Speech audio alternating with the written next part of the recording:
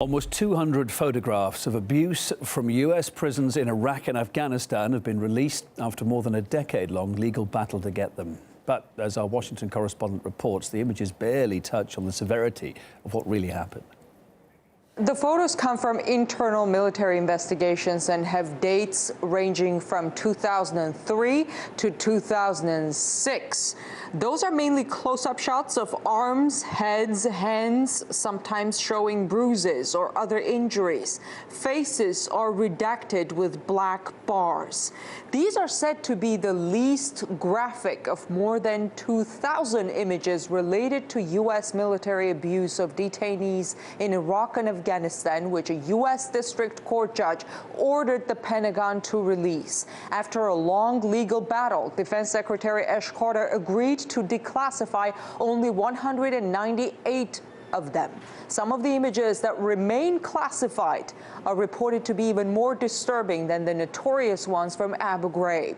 The American Civil Liberties Union says all of the photographs need to be made public, arguing that to allow the government to suppress evidence of abuse is to invite a recurrence of that abuse in the future.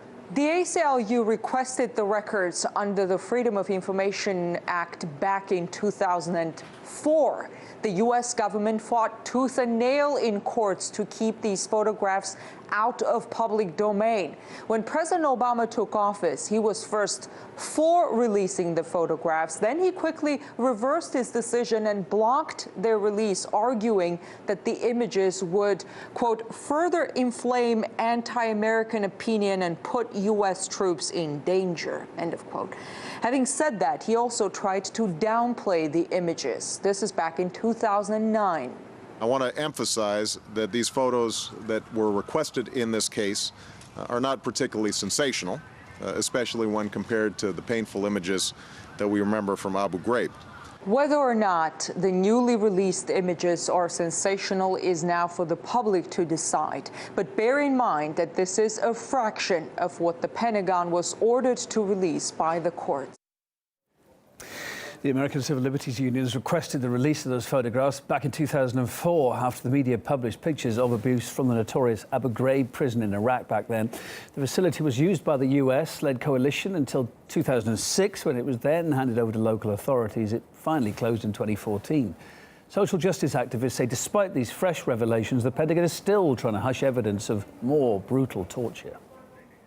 Releasing these on a Friday afternoon here in the United States, when the media is not available, when people are not paying attention, and releasing the least sensationalist photos, I think is part of a Pentagon plan to comply, in quotes, with the court. But really, it's a continued effort to keep this away from the public, not only in the United States, but internationally. These photos, and only 10% of the photos that were involved in the suit by the American Civil Liberties Union that are released, may show very little, but they are, again, a reminder of just how criminal this war was in Iraq, how criminal the continuing war in Iraq and Afghanistan is to this day, and the amount of time that torture and